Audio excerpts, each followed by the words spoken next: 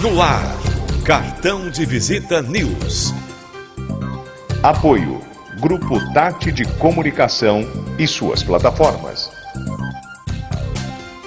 O Santa Maria Outlet está de portas abertas para revolucionar a sua experiência em compras. Localizado no KM 299 da rodovia Anhanguera, entre Ribeirão Preto e Cravinhos, o Santa Maria Outlet tem as melhores marcas nacionais e internacionais, lojas inéditas e exclusivas, com preços jamais vistos. É nosso compromisso. Outlet com preço de outlet. E para você curtir com toda a família, ainda tem praça de alimentação, espaço kids e muitas outras opções de lazer. Santa Maria Outlet, seu novo estilo de comprar.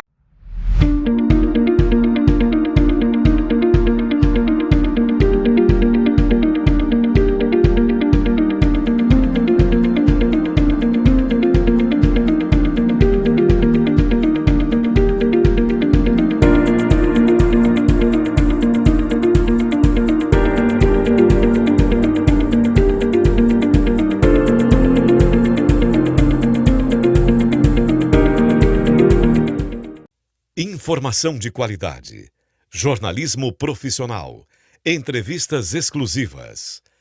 Cartão de Visita News.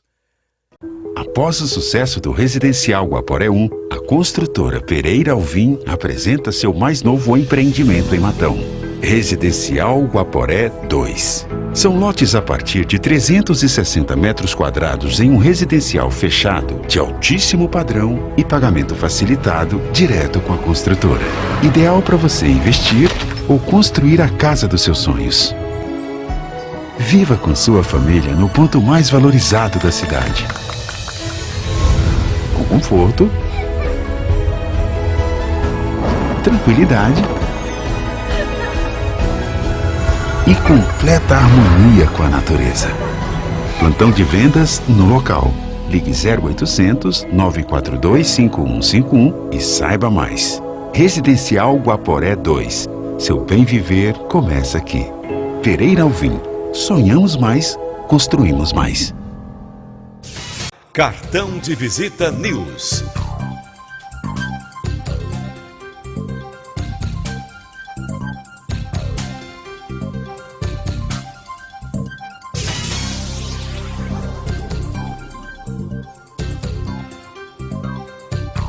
Apoio, Grupo Tati de Comunicação e suas plataformas. Cartão de Visita News, com Zacarias Pagnanelli. Senador. Tudo bem? Como é que vai, Zacarias? Tudo certinho? Quanto tempo, hein? Quanto tempo, caramba! Faz um tempinho. Peraí, deixa eu tirar o pessoal aqui, eu vou pedir a gente desativar o pessoal para a gente conversar, porque depois vai ser editado, vai para a TV, vai para o cartão de visita R7, vai para o TH+. Estamos num grupo de comunicação hoje que é o quinto no Brasil que mais cresce, doutor. Muito obrigado pela sua elegância. Muito obrigado pela sua elegância estar comigo aqui hoje. Bom, deixa eu dar só uma breve leitura aqui no início, para a gente começar a nossa conversa aqui. Eu estou aqui com o Sérgio Fernando Moro, ele é senador hoje, nasceu em Maringá, no Paraná, em 2022 foi eleito senador da República pelo Paraná, iniciando em 2023 o mandato que finaliza em 2031. O senador é filiado à União do Brasil. Moro já foi juiz de direito por 22 anos, inclusive eu conheci nessa época, atuou em casos de grandes repercussão como o Banestado, o Mensalão, que foi juiz auxiliar, e a Operação Lava Jato. Além disso, o Sérgio Moro já esteve à frente do Ministério da Justiça e Segurança Pública. As bandeiras da segurança pública e a combate à corrupção são prioridades de seu mandato, mas o parlamentar também está envolvido em debate de outros temas relevantes para o país. Bom, hoje é o que está mais acontecendo, né, doutor? Hoje tem... de vez em quando o conteúdo está em tudo quanto é canal hoje. Peraí, o doutor Sérgio Moro, é ele que vai falar. Peraí, ele vai falar conhecimento jurídico, senador, já foi juiz federal, já passou por um perrengue danado. Então, eu gostaria a primeira coisa que eu vou lhe perguntar, que faz parte do nosso editorial, doutor Sérgio, como é que começou? Começou o direito? Conta para mim um pouquinho da tua história. Olha, Zacarias, depois a gente pode falar, né, como você mencionou, o país continua em polvorosa, Vamos falar. Então, a Vamos gente está falar. nessa toda essa movimentação, mas vamos lá. Eu acabei optando por fazer direito, eu fiz direito na Universidade Estadual de Maringá, entrei no curso lá em 1990, né? Muito tempo atrás. E por que essa intenção de fazer direito? Isso que eu queria Na entender. Por verdade, quê? assim, eu gostava na época, de muita leitura, literatura, história. Meu pai era professor de geografia na universidade, minha mãe era professora de literatura no ensino médio, e eu sempre gostei muito de ler. Eu queria fazer alguma coisa na área de ciências humanas, embora era até bom em matemática, viu? Era bom em matemática e física na escola. Mas acabei optando por fazer direito, porque achei que me daria uma gama maior de possibilidades profissionais depois da formatura. E foi exatamente isso. Quando eu entrei, até demorei a gostar do curso, sabe? Acho que eu comecei a gostar mais do curso quando comecei a fazer o estágio profissional, durante o curso, e aí comecei a trabalhar na advocacia, no escritório de advocacia, e gostava bastante, né, da parte prática. Embora, como eu disse, sempre gostei bastante de estudar. E aí fui tomando gosto pela coisa. Até que, ali para o final do curso, eu havia me convencido de que, ao invés de permanecer na advocacia, iria seguir a carreira da magistratura. Um pouco porque o juiz, Zacarias, ele é independente. Ele tem que aplicar a lei, fazer justiça na forma da lei, não pode fazer uma justiça da cabeça dele, tem que ser na forma da lei. Enquanto que o advogado, embora seja uma profissão muito nobre, ele está muito vinculado ao interesse do cliente. Então, ele tem que defender o cliente, estando o cliente certo ou errado. Claro que existem limites éticos no que ele pode fazer nessa defesa, mas o juiz não. O juiz é livre, independente, para aplicar a lei e fazer justiça. E isso me atraiu mais. E acabei optando fazer um concurso da magistratura federal. Fiquei ali, acho que uns 2 anos advogando depois de formado, mas já entrei na carreira de juiz federal.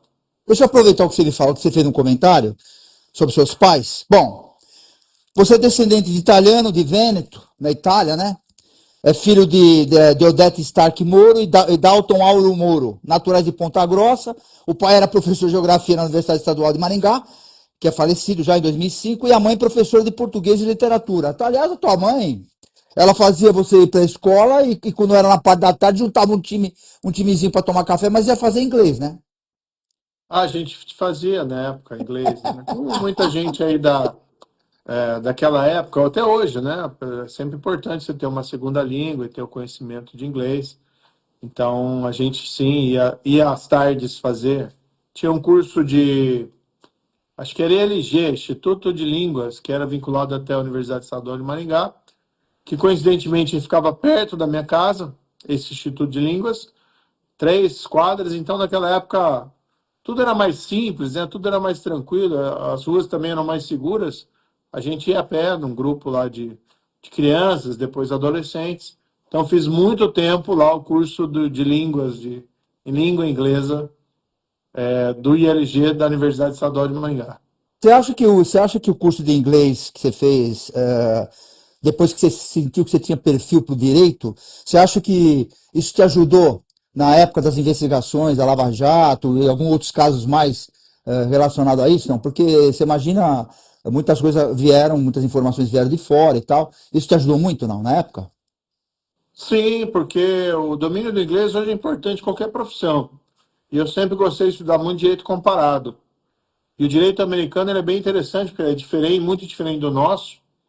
Nós seguimos uma tradição do direito civil continental europeu, e o direito anglo-saxão segue outra vertente, mas eles desenvolveram instrumentos muito eficientes no combate à criminalidade, seja o crime organizado, seja o crime de lavagem de dinheiro, seja o crime de corrupção.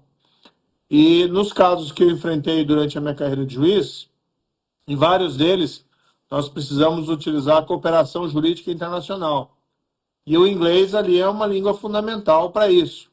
O pessoal fala muito da Lava Jato, teve o caso Banestado, mas eu tive um caso, Zacarias, que era, por exemplo, um cartel de Juárez, que é um cartel mexicano, mas que trafica droga para os Estados Unidos. Um membro do cartel de Juárez, do alto escalão, veio ao Brasil lavar dinheiro, mudou de identidade, investiu aqui dinheiro que veio do tráfico de drogas entre Estados Unidos e México, entre México e Estados Unidos, com nome falso, e a prova, toda a prova que a gente precisava, vinha dos Estados Unidos, porque esse sujeito tinha sido processado lá nos Estados Unidos. Então, o conhecimento do inglês, né, na cooperação jurídica internacional é fundamental. Usa-se também o espanhol, né, evidentemente, ou a língua dos países envolvidos na cooperação, mas o inglês acaba sendo uma língua mais universal, vamos colocar dessa maneira. Então, foi essencialmente importante, ajudou muito na profissão. Doutor Moro, hoje o senhor é senador da República. As pessoas da nossa geração, da minha principalmente, sou um pouquinho acho que mais velho que Vossa Excelência, não sabe da importância do seu cargo hoje. Quando você falava em senador da República lá atrás, eu acredito que seja a mesma coisa, mas o entendimento dessa nova geração, eles não entendem muito bem sobre isso. E também a questão também que eu sempre respeitei, até quando eu lhe conheci, já tinha que foi também a função de juiz federal, que também tanto juiz federal como estadual, a importância que tem, que eu falo sempre isso nas minhas entrevistas, de convicções, e vocês decidem a vida das pessoas, né? Então eu queria te dizer o seguinte, quando houve aquela questão, eu não quero entrar no mérito, mas eu preciso lhe perguntar isso, porque eu tive tanta gente que me ligou. Eu tenho 20 anos de televisão, em gestão de televisão, então muitos jornalistas me ligaram, produtores e tal, e eu tenho algumas coisas que eu queria lhe perguntar, sem que haja nenhum constrangimento, mas eu queria que você... E também quero falar literalmente também, que é o assunto aqui, do Celeiro Nacional, que está acontecendo hoje, que você está bem envolvido nesses aspectos da vida que estão fazendo. Você começa por onde você quiser, depois eu te pergunto. Aí, você que manda. Desculpa tirar a liturgia do seu cargo, hein? Não, o cargo de juiz federal é muito importante, né? Então, você decidir o destino das pessoas, se você aplicar a lei, fazer justiça, é uma atividade até que, se você fizer bem, ela te enobrece. Eu, quando fiz o concurso para juiz federal, tinha muito poucos juízes federais no Brasil naquela época. Houve uma expansão da carreira, é verdade. Hoje é um número mais significativo. Mas eu lembro, por exemplo, Zacarias, quando eu fiz o concurso para juiz federal, passei na primeira fase, foi uma sensação em Maringá, né? Porque todo mundo ficou sabendo. Eu até no concurso, quando eu fiz a parte objetiva do concurso, eu fiquei em segundo lugar na região sul inteira. Então, todo mundo ficava com aquela, né? Puxa, passou e tal. Claro que tinha as outras fases depois, que eram igualmente desafios. E senador da República, né? Eu fico muito honrado de poder representar os paranaenses. Veja que foram 1.933.000 votos, né? Um número significativo. A gente recebeu um voto de confiança da população. É gratificante. A meu ver, é muito resultado do trabalho que a gente fez no passado e também na crença, nas expectativas para o futuro, né, para a construção do futuro. Então, eu fiquei muito honrado e eu tento honrar esse voto a cada momento. Vou dizer, por exemplo, recentemente, a gente teve uma situação ali no Congresso que estavam querendo acabar, na prática, com a lei da ficha limpa. A lei da ficha limpa é aquela lei que foi aprovada por iniciativa popular, que tem o objetivo o quê? Deixar pessoas desonestas fora da política.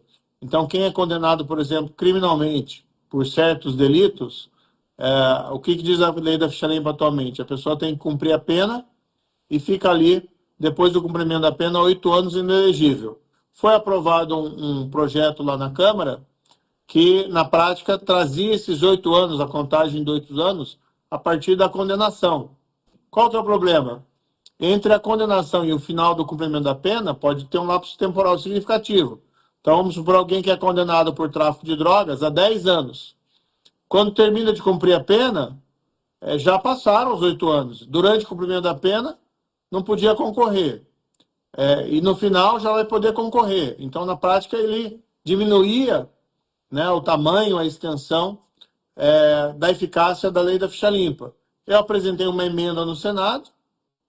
A gente gostaria de derrubar o projeto, mas a gente via que o projeto tinha aprovação, tinha apoio para ser aprovado, mas eu consegui apresentar uma emenda no final que, pelo menos, a gente preservou esse regime mais rigoroso para os crimes mais graves. Então, para crimes de tráfico de drogas, organização criminosa, todos os crimes contra a administração pública, entre eles corrupção, peculato, preservamos as regras atuais da lei da ficha limpa. Então, esse é um trabalho desafiador que a gente tem hoje, porque a gente está falando de um governo Lula, que é hostil à prevenção e o combate à corrupção.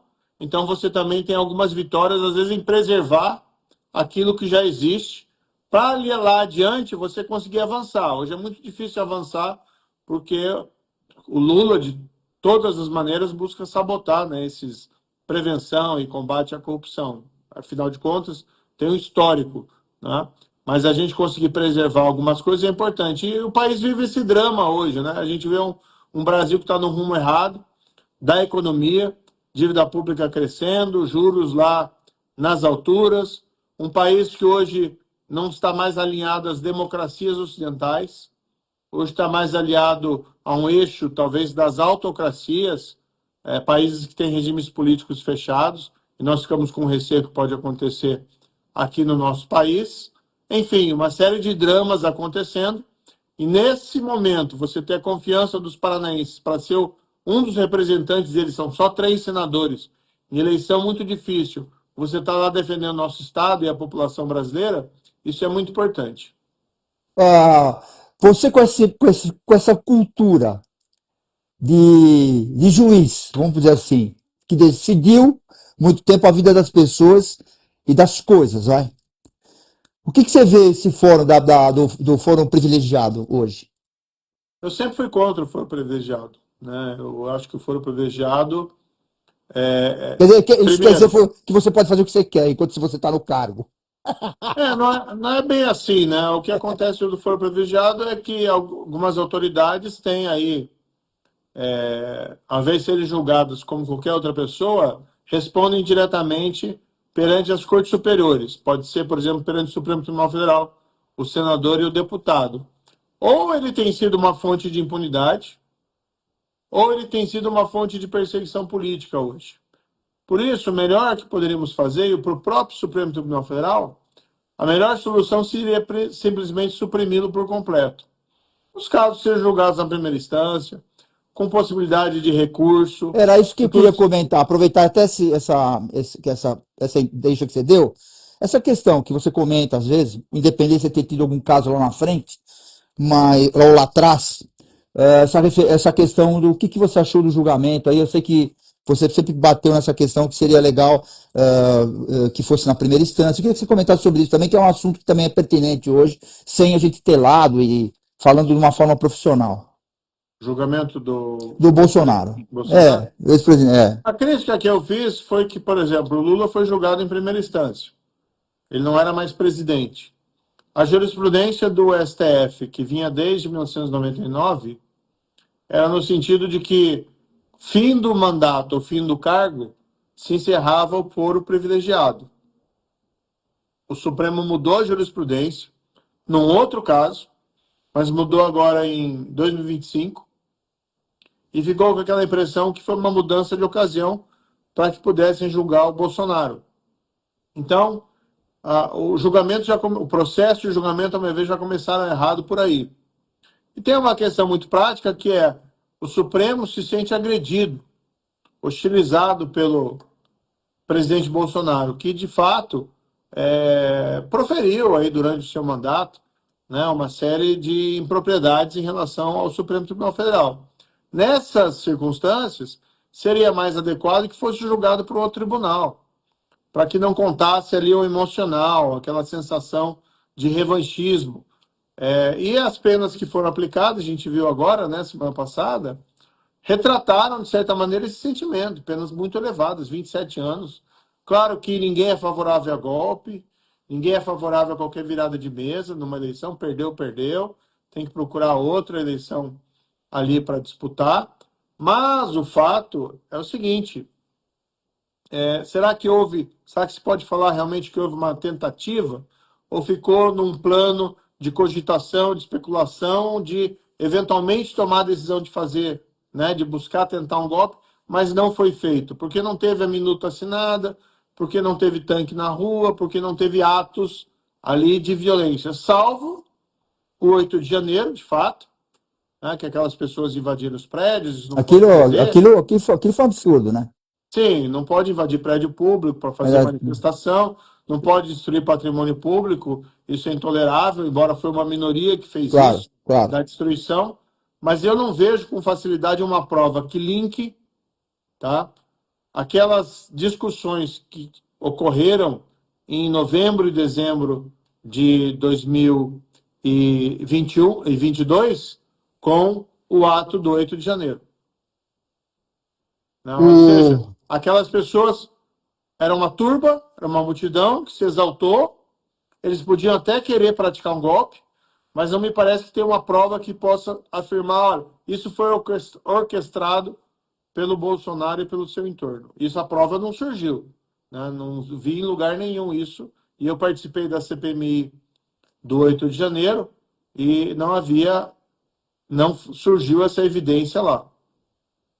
Eu até vi uma entrevista sua na Jovem Pan, e que você comenta realmente, ainda não tinha acontecido ainda você falou, pô, isso seria legal, que interessante que ele jogasse para a primeira instância e tal, e aí no fim acabou acontecendo tal. Eu queria saber a tua opinião técnica, vamos dizer assim, de você não, e como juiz, como ex-juiz, até porque é um assunto do momento e a gente vai continuar. O que você acha que pode acontecer nesse primeiro momento agora? Qual seria uma ação do direito, dos advogados, vamos assim, para amenizar essa situação ou tentar resolver de uma outra maneira? O que você acha que pode acontecer, na sua opinião? Bem, existe no processo do Bolsonaro, os advogados provavelmente vão apresentar um recurso que a gente chama de embargos de declaração, que busca basicamente esclarecer pontos do julgado, apontar eventuais contradições, na expectativa de que possa haver uma revisão do decidido. Me parece aí muito difícil. Mas existe uma movimentação política em prol da anistia. Eu, particularmente, acho que aquelas pessoas do 8 de janeiro, que mencionei há pouco, erraram, sim, não pode ficar ofendendo o ministro, não pode ficar invadindo prédio público, nem nada disso, mas o apenamento foi excessivo. Tem gente presa desde o dia 8, preventivamente. Tem gente condenada a 14, 16, 18 anos de prisão. É um exagero. É gente lá como aquela Débora cabeleireira que pintou de batom uma estátua, condenada a 14 anos de prisão. Então, principalmente para esses manifestantes, está na hora deles irem para a casa deles, né? Não se justifica aí um tratamento tão rigoroso. Por mais reprovável que tenha sido o fato, eles não teriam condições de dar um golpe de Estado, né? Uma multidão ali enfurecida, que errou, mas são pessoas muito simples, humildes. Eu até visitei algumas na prisão e não se justifica esse tratamento tão pesado quanto a elas. Por isso que eu tenho defendido, inclusive, no Congresso Nacional e publicamente, que se aprove uma anistia. Vamos voltar num assunto que é também fazia parte da sua. Agora acredito que no Senado a mesma coisa, mas de uma forma diferente. O Senado que aí tem que dividir, mas quando você aceitou para ser ministro da Justiça, essa questão da segurança pública. Por que estou comentando isso agora? Porque você soube do caso, obviamente, do delegado que foi assassinado ontem, o Fontes, inclusive trabalhamos em conjunto uma época na Bandeirantes, na Record e tal, um baita de um delegado do crime organizado. E você viu o que aconteceu. Hoje parece que estão tentando fazer algum caminho aí, depois dessa repercussão toda, desses caras que foram ameaçados e trabalharam nessa área de mais de risco, de terem segurança depois da aposentadoria.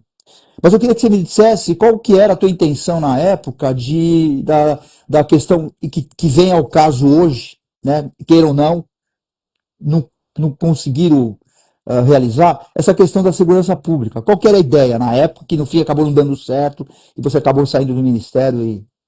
Não, veja, eu fui convidado para ser ministro da Justiça e Segurança após as eleições, acabei aceitando e a gente quis enfrentar um desafio. Uma das grandes vulnerabilidades do nosso país, do Brasil, é a segurança pública. Muita gente vai embora do país porque entende aí que fica insegura, fica com medo de ser assaltada na esquina, de ser roubada num farol, de mandar o filho para a escola e acontecer alguma coisa, seja o rico ou seja o pobre. Aliás, para as pessoas mais pobres, o problema é até pior. É porque muitas vezes estão lá em periferias, às vezes com domínio do crime organizado, né, de tráfico de drogas. Tem zonas territoriais no país dominadas pelo crime. Nós fomos para cima, Zacarias, do crime organizado. Eu sou o único ministro da Justiça e Segurança Pública ameaçado pelo PCC no país. Por quê? Porque nós fizemos algo correto, nós fomos duros. Inclusive, pegamos as lideranças do PCC, que estavam em presídios em São Paulo, com risco de fuga, e colocamos em presídios federais de segurança máxima. Diziam que não era possível, que ia ter um salve geral no país, mas nós fizemos, em cooperação lá com o governo do estado de São Paulo. Veja que esse caso do delegado, do ex-delegado-geral da Polícia Civil de São Paulo, é uma tragédia, um crime, um assassinato covarde. Estão sendo investigados os fatos.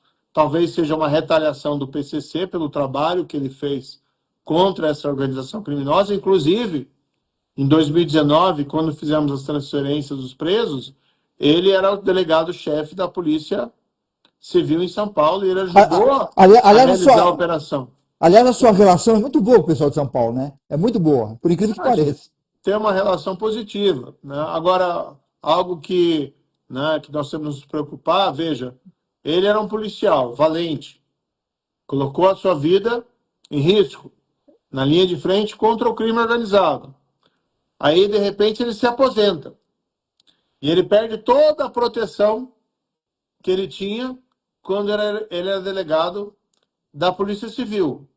Eu tenho um projeto de lei que eu apresentei ainda em 2023, logo no início do meu mandato, que é o 1307 de 2023, que tem uma série de providências contra o crime organizado, e entre as providências tem lá a previsão expressa de que o policial, seja na ativa ou seja aposentado, que estiver em situação de risco em decorrência da sua atuação contra o crime organizado, que ele tem direito à proteção policial, mesmo aposentado. Porque o que a gente não pode fazer é deixar essas pessoas relegadas à própria sorte. O crime organizado não esquece quem o combateu. Nós, como país, não podemos também esquecer essas pessoas, que elas precisam ter a proteção do Estado, para que não sejam vitimadas pelo crime, como foi esse caso.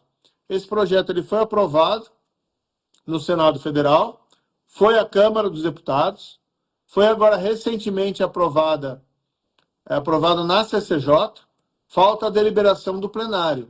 A Câmara tem condições de dar uma resposta importante, né, em relação a esse episódio dessa semana, aprovando esse projeto.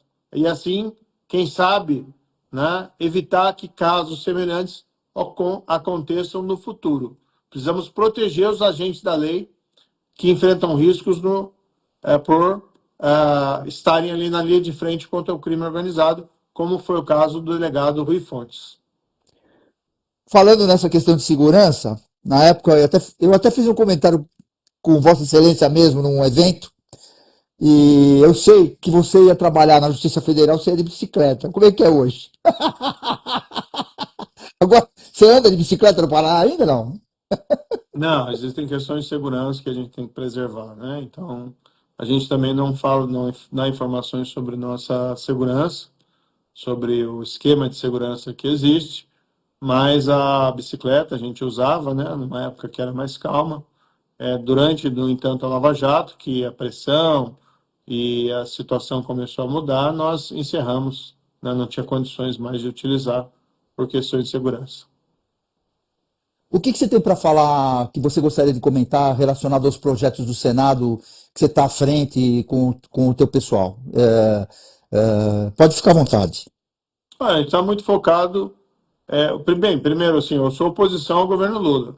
Tá. Quem é oposição ao governo, normalmente ele tem uma missão de buscar evitar que projetos ruins para o país sejam aprovados, né? Porque Agora, quem Moro, vamos deixar bem claro que você é oposição. Hoje ele é o presidente da República e não é nada, no momento não é nada pessoal. É um problema nada pessoal. Ou é não, pessoal? nunca foi nada Nunca foi pessoal, pessoal. Tá. né? Na verdade, É. quando eu emiti a sentença condenatória contra ele, é porque a conclusão que haviam sido cometidos crimes, inclusive foi mantida pelo Tribunal de Apelação em Porto Alegre e depois foi mantido pelo STJ. Houve depois uma anulação por motivos formais pelo Supremo Tribunal Federal, sem que nunca ninguém tenha dito que ele é inocente. Claro que eu discordo dessa anulação, acho que foi mais por motivos políticos do que qualquer outra coisa, mas enfim, essa é a realidade. Agora, projetos que prejudicam o país, como por exemplo esses gastos desenfreados, a elevação da dívida pública, os juros que ficam nas alturas por conta desse desequilíbrio. Eu não posso ser a favor, sou contra o aumento de tributos. Acho que o governo faz um populismo barato na gestão econômica. Está nos aproximando de países complicados. Vamos colocar um exemplo aqui, quando o Lula viaja à Rússia, né, para abraçar o Vladimir Putin e aplaudir as tropas da Rússia que invadiram a Ucrânia. Veja, isso é inconcebível. Quando ele faz É um isso, estímulo meio complicado. ele coloca o Brasil numa área distante daquilo que a gente acredita, da paz entre os povos, da soberania e da posição das democracias ocidentais. Eu posso fazer um paralelo. Eu fui à Ucrânia. Em novembro do ano passado, fui convidado, visitei Kiev, que é a forma como se pronuncia a antiga Kiev, né, mas na pronúncia ucraniana, para prestar solidariedade ao povo ucraniano e tive a oportunidade de conhecer, inclusive, o Zelensky, né? Então, o governo está todo errado. Então, eu sou um parlamentar de oposição, eu não concordo com as políticas públicas desse governo e voto contra.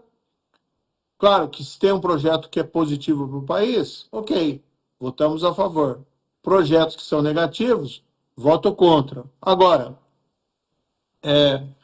eu tenho focado muito também em questões que sejam positivas, né, para a gente também ter ali o que apresentar. Um campo hoje que é promissor é esse campo da segurança pública, né? Então, por exemplo, esse projeto que apresentei para aumentar a segurança dos agentes da lei. Eu tenho um projeto que, a meu ver, é bastante sofisticado e moderno, que é para ampliar a coleta do perfil genético, do DNA, né, de criminosos. Isso revoluciona a investigação policial. Nós temos um Banco Nacional de DNA de criminosos hoje que tem solucionado crimes importantes, mas ele é muito modesto. Então, o projeto que eu apresentei, ele moderniza isso. Eu tive um papel importante na aprovação da lei que deu fim às saidinhas temporárias dos presos nos É isso aí feriados. também. Estava travado no Senado. Eu apresentei uma emenda porque tinha alguns exageros para que pudesse destravar, e de fato foi aprovado no Senado, depois foi aprovado na Câmara, virou lei, né, um passo certo, um passo na direção correta da segurança pública, e temos outros projetos também com os quais nós estamos trabalhando. Mencionei agora há pouco, olha, uma emenda da minha autoria, a meu ver, salvou a essência da lei da ficha limpa, que queriam basicamente esvaziá-la por completo. Então tem muita atividade parlamentar, nem sempre a gente consegue divulgar tudo, até porque a gente vê hoje uma imprensa que é muito favorável, em regra, ao governo, não dá tanto espaço à oposição, mas a oposição vem crescendo, e ano que vem, o ano eleitoral, temos um grande desafio nas urnas. Bom, na realidade, como você falou, o negócio da comunicação, hoje vocês têm favorável hoje o streaming. Muita gente,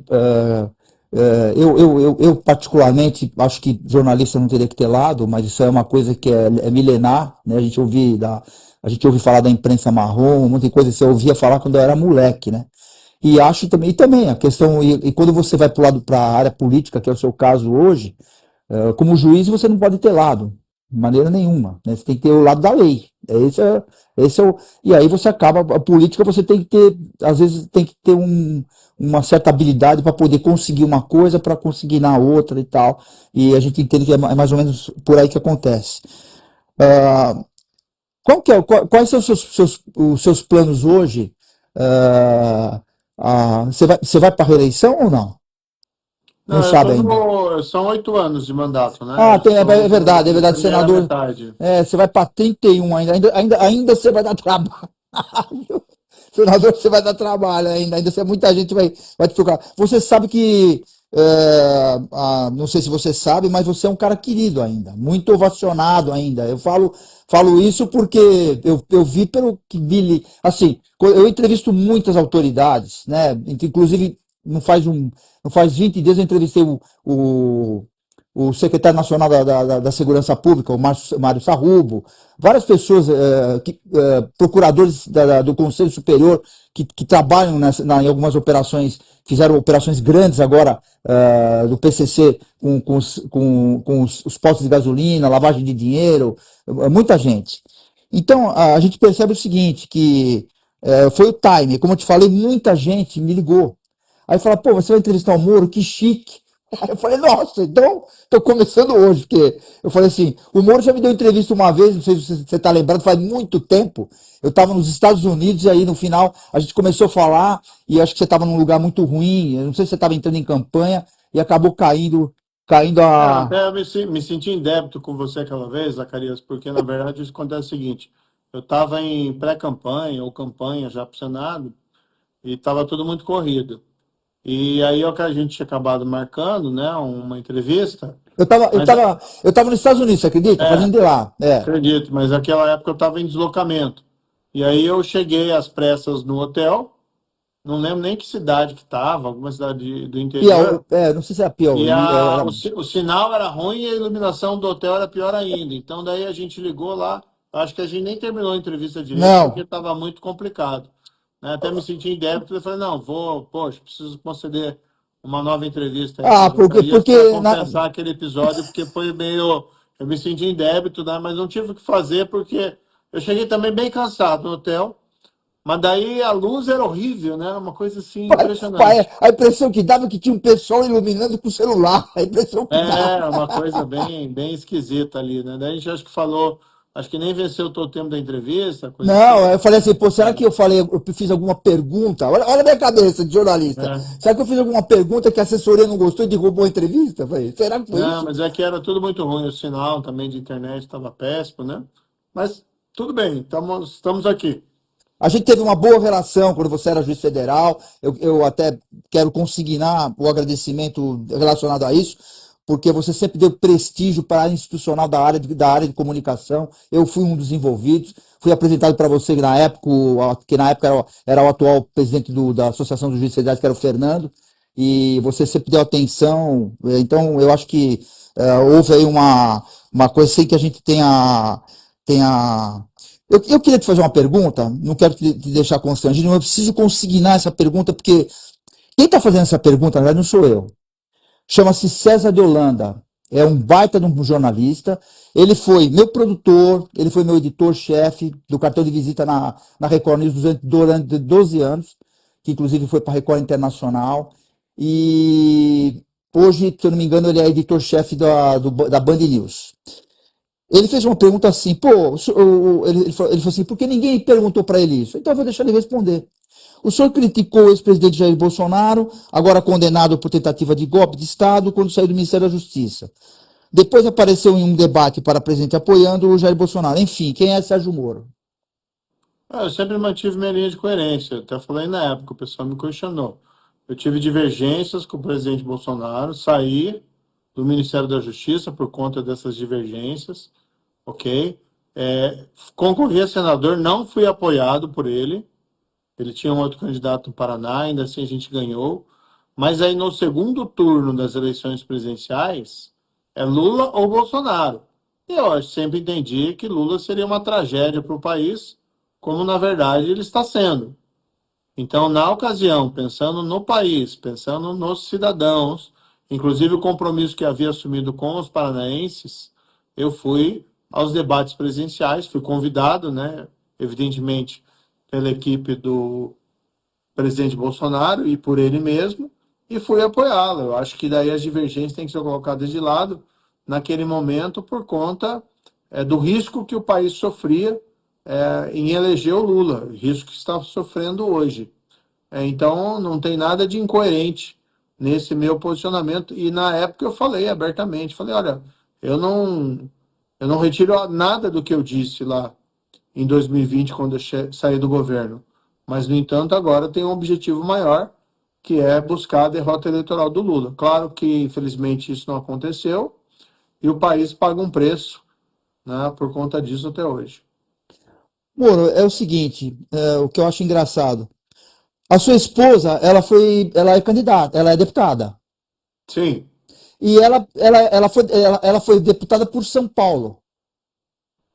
essa é uma história assim, vamos explicar, né? Que eu acabei Eu de te falar, cheguei São Paulo, o pessoal de São Paulo apoia um pouco o seu lado, aí bastante, inclusive. Mas eu queria que você explicasse sobre isso. conjunturalmente nas eleições, num primeiro momento, por pedido do partido, exigência partidária, eu fui concorrer por São Paulo ao Senado. E minha esposa iria concorrer para deputada federal, e aí ela transferiu o título dela para São Paulo. No entanto, na época, o Tribunal Regional Eleitoral de São Paulo, alterando a sua jurisprudência, entendeu que eu não poderia concorrer por São Paulo. E aí eu fui concorrer pelo Paraná. Mas em relação à minha esposa, não houve esse mesmo entendimento. Então, daí ela acabou concorrendo por São Paulo. No entanto, ela tem representado muito bem aquele estado no Congresso. Ela tem se posicionado firme nas pautas que a elegeram, que inclusive é a defesa do combate à corrupção, a pauta da saúde, a pauta da proteção das pessoas com doenças raras, das pessoas com deficiência. E agora, ano passado, ela acabou transferindo o seu domicílio eleitoral para o Paraná, para que nas próximas eleições ela possa concorrer pelo Paraná. Mas ainda assim ela continua até o final desse mandato e até o último dia defendendo ali a população de São Paulo. Eu queria que você me explicasse o seguinte. Falta pouco tempo para a gente terminar. Eu vou deixar você falar, inclusive, mas eu queria que você me explicasse como é ser político, por exemplo. Você político, eleito pelo Paraná, sua esposa política eleita por São Paulo. A tua vida mudou, né? Queria que você explicasse um Não, pouco sobre mudou isso. bastante. Eu fui 22 anos juiz, né? E eu era feliz na profissão, fazia ali o meu trabalho. Saí da magistratura, daí não é um caminho, não é um caminho que você pode voltar, porque você vai para o Ministério da Justiça e depois não tinha como voltar para a magistratura, né? A carreira não permite. E a opção foi entrar na política para continuar defendendo os princípios e valores que eu sempre defendi. Então, eu digo assim, Zacarias, olha, a forma de atuação do senador é muito diferente da do ministro, é muito diferente da do juiz. O senador ele está lá na política, existem questões de compromissos, de acordos a serem feitos, mas eu não abdico dos meus princípios e dos meus valores. Então, as pautas que eu tenho defendido o cidadão, tenho defendido aí a dignidade dos tratamentos, serviço público para o cidadão, mas tenho defendido especialmente a honestidade e integridade no trato da coisa pública. Combate à corrupção, fortalecimento da segurança pública, são pautas essenciais para mim. Então, a forma de atuação é diferente. E a vida é um aprendizado, né? Então, uma vez eu ouvi uma pessoa muito sábia me disse o seguinte, Moro, a cada 10 anos a pessoa tem que se reinventar. É cíclico, né? Eu acho que fazer coisas diferentes é sempre uma oportunidade de crescimento pessoal, né? Então, para mim, tem sido uma experiência muito gratificante, até porque, como disse, representar o estado do Paraná, representar a população paranaense, ter recebido esse voto de confiança de quase 2 milhões de votos, né, isso é extremamente gratificante, né, do ponto de vista pessoal. Eu tenho tentado honrar, né, com todas as minhas forças esse mandato lá no Congresso Nacional. Jamais posso pensar em qualquer momento em trair, né, a confiança que me foi depositada pelo eleitor paranaense. Claro que, sendo senador, você é um senador do Brasil, não é só do Paraná. Mas a gente busca também Vou te dar um exemplo aqui. Quando eu fui lá para Ucrânia, Kiev, também um dos motivos foi porque no Paraná nós temos a maior colônia de descendentes Isso de é verdade. ucranianos do Brasil. Isso é Tem uma verdade. estimativa de 600 mil, né, ucranianos, descendentes de ucranianos. E eu vou lá representá-los também, dizer aquilo que eu imagino que eles queriam que eu dissesse, né, que o povo brasileiro se solidariza com o povo ucraniano e repudia a guerra de invasão perpetrada pela Rússia. E que o Lula, quando vai à Rússia abraçar Putin e aplaudir as tropas invasoras, não nos representa. O... Tem alguma coisa que eu deixei de lhe perguntar que você gostaria de falar, Moura? Olha, tem muita coisa, né? Tem muita Aliás, coisa que a gente aliás, fez na aliás, nossa aliás, carreira. aliás, Mas eu eu quero. acho Vai, que, pode né, mandar. não caberia, evidentemente, numa entrevista. Eu acho que a gente tem que buscar aqui o país outros rumos. Tá? A gente tem dois modelos hoje muito claros, Zacarias. Tem um modelo que é o do governo Lula, que ele acredita o quê? No Estado.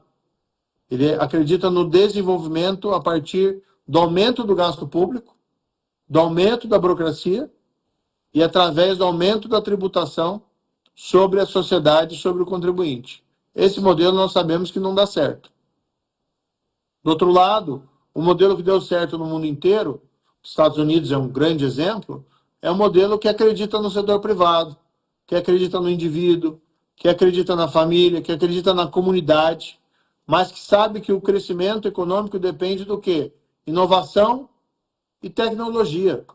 E aí você tem que ter um ambiente propício para negócios e para investimento. Isso é a maneira de crescer. Do outro lado, junto com esse modelo de desenvolvimento econômico baseado no setor privado, algo que é fundamental é a preservação das nossas liberdades. Liberdade de expressão, liberdade de pensamento, liberdade religiosa. Hoje, sinceramente, no Brasil, a gente vê o país caminhando, por conta do governo Lula, por um caminho perigoso.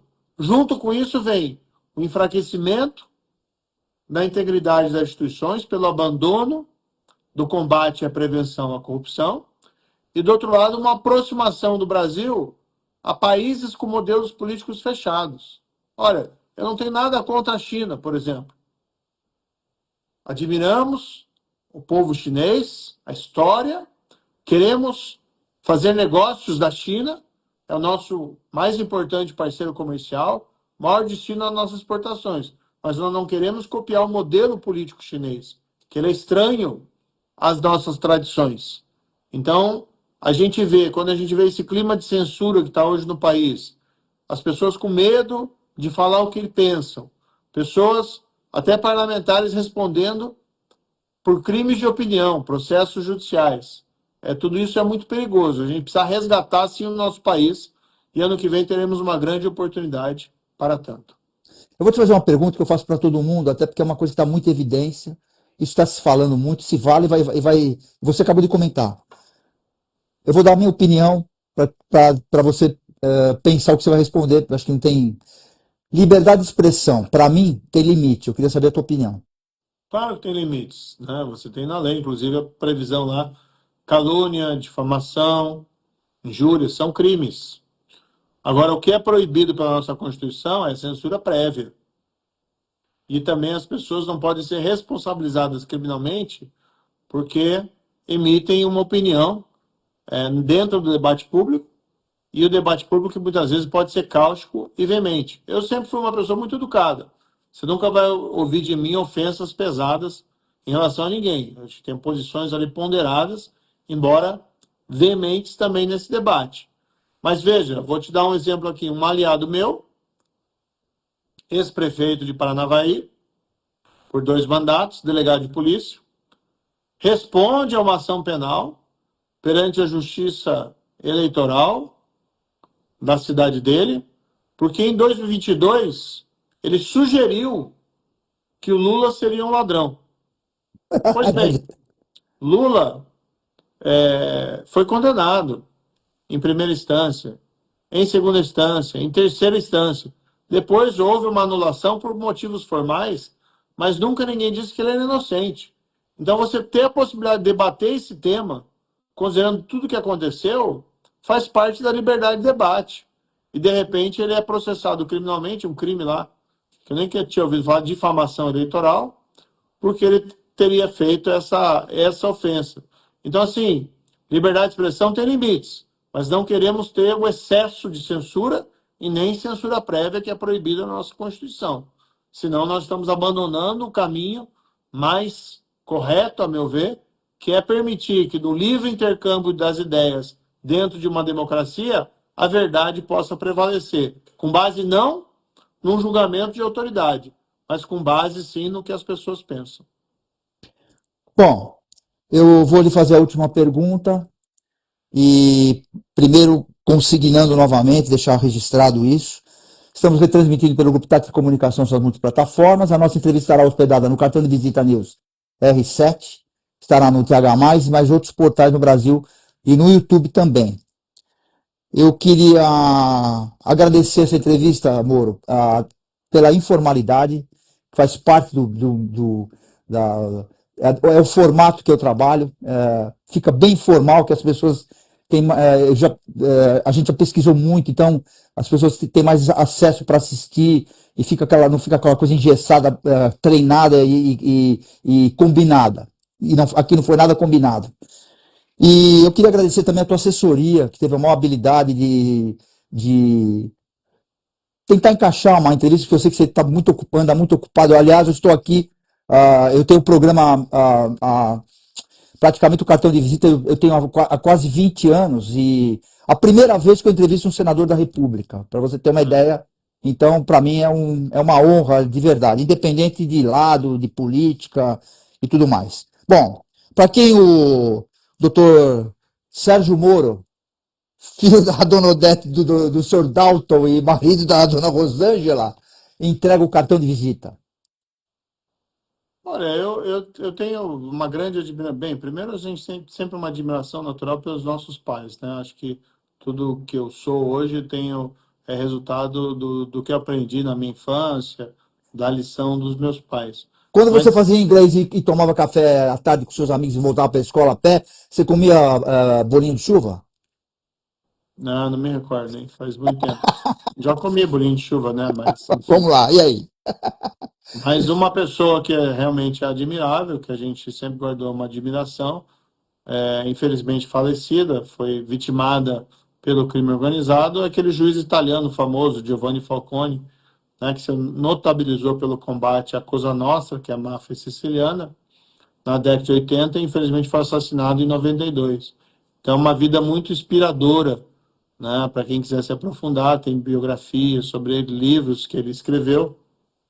Uma em particular saiu recentemente, né, Sozinha é a Coragem, daquele autor italiano Roberto Saviano, que é o mesmo que escreveu aquele Gomorra.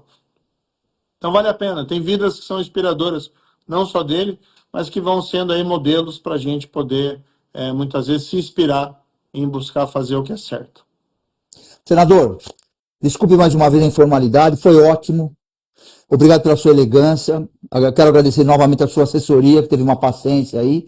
E está aberto aqui para a gente. Em algum momento eu vou entrar em contato com vocês para a gente fazer uma presencial, para a gente trocar a figurinha e aí para você contar o andamento dos projetos e situações novas. E boa sorte aí no seu trabalho aí, tá bom?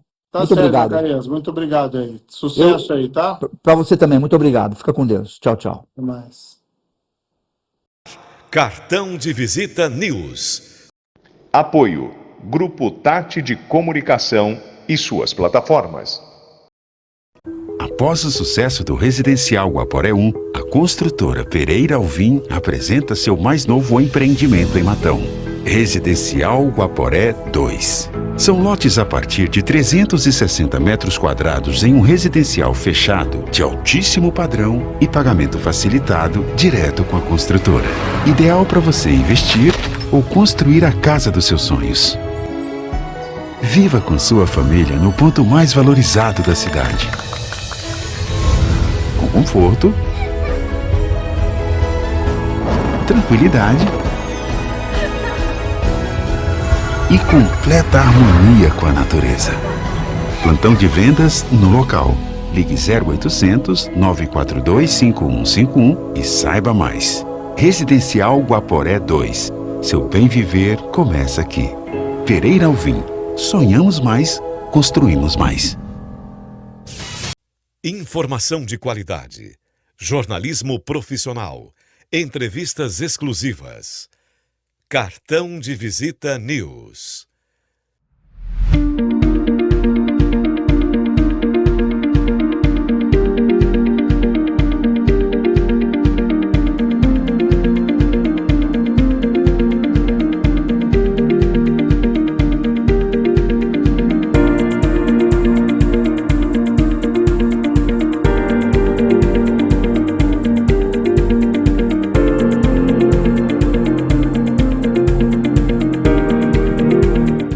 O Santa Maria Outlet está de portas abertas para revolucionar a sua experiência em compras. Localizado no KM 299 da rodovia Anhanguera, entre Ribeirão Preto e Cravinhos, o Santa Maria Outlet tem as melhores marcas nacionais e internacionais, lojas inéditas e exclusivas, com preços jamais vistos. É nosso compromisso. Outlet com preço de outlet. E para você curtir com toda a família, ainda tem praça de alimentação, espaço kids e muitas outras opções de lazer. Santa Maria Outlet, seu novo estilo de comprar. Informação de qualidade. Jornalismo profissional. Entrevistas exclusivas. Cartão de Visita News.